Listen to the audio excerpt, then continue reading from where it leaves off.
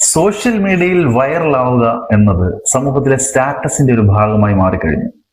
അതുകൊണ്ട് തന്നെ ഈ ചങ്കൂറ്റം എന്ന് പറയുന്നത് പൂവള്ളി ഇന്ദുചൂടനും അറക്കൽ മാധവനുണ്ണിക്ക് മാത്രമല്ല.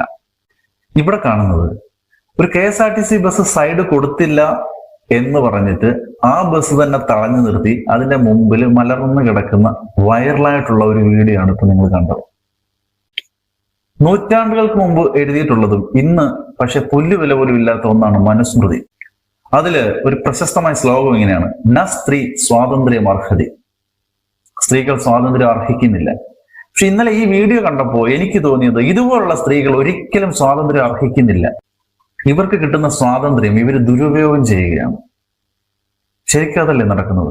ഒരു ബസ് സൈഡ് കൊടുക്കാത്തതിന്റെ പേരിൽ നടു റോഡിൽ ആ ബസ് തടഞ്ഞു നിർത്തി ഒരു കൂട്ടം ആൾക്കാർ നോക്കി നിൽക്കെ അതിന്റെ മുമ്പിൽ കിടന്ന് പ്രതിഷേധിച്ച ഈ സ്ത്രീ വീട്ടിൽ എങ്ങനെയായിരിക്കും പെരുമാറുന്നത്?